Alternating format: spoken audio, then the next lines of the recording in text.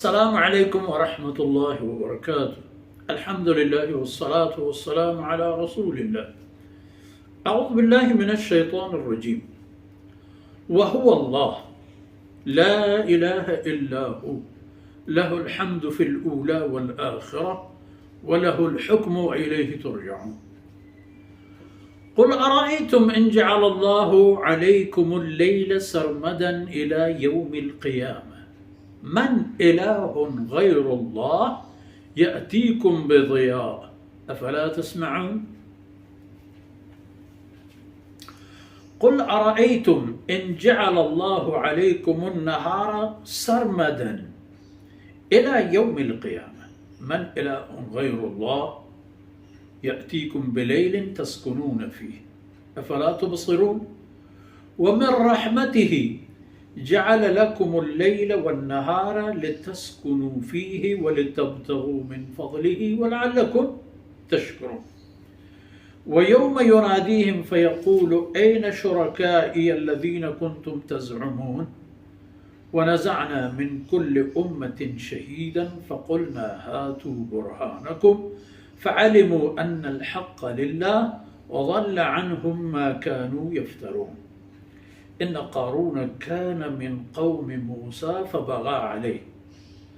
إن قارون كان من قوم موسى فبغى عليهم وآتيناه من الكنوز ما إن مفاتحه لتنوء بالعصبة أولي القوة إذ قال له قومه لا تفرح إن الله لا يحب الفرحين وابتغ فيما آتاك الله الدار الآخرة ولا تنسى نصيبك من الدنيا وأحسن كما أحسن الله إليك ولا تبغ الفساد في الأرض إن الله لا يحب المفسدين. قال إنما أوتيته على علم عندي أولم يعلم أن الله قد أهلك من قبله من القرون من هو أشد منه قوة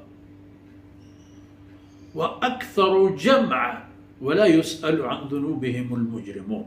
فخرج على قومه في زينته قال الذين يريدون الحياة الدنيا يا ليت لنا مثل ما أوتي قارون إنه لذو حظ عظيم. وقال الذين أوتوا العلم ويلكم ثواب الله خير لمن آمن وعمل صالحا ولا يلقاها إلا الصابرون.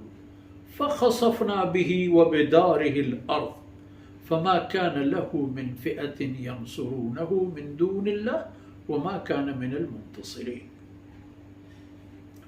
وأصبح الذين تمنوا مكانه بالأمس يقولون وكأن الله يبسط الرزق لمن يشاء من عباده ويقدر لولا أمن الله علينا لخسف بنا وكأنه لا يفلح الكافرون.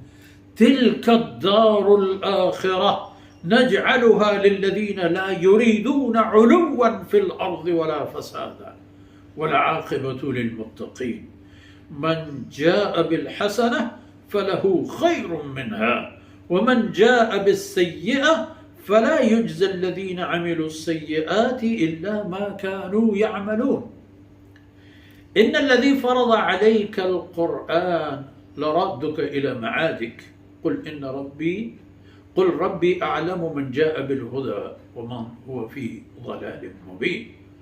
وما كنت ترجو أن يلقى إليك الكتاب إلا رحمة من ربك فلا تكونن ظهيرا للكافرين ولا يصدنك عن آيات الله بعد إذ أنزلت إليك وادع إلى ربك ولا تكونن من المشركين ولا تدع مع الله إلها آخر لا إله إلا هو كل شيء هالك إلا وجهه له الحكم وإليه ترجعون. سبحانك لا علم لنا إلا ما علمتنا إنك أنت العليم الحكيم. ربي زدني علما وارزقني فهما. ثم أما بعد.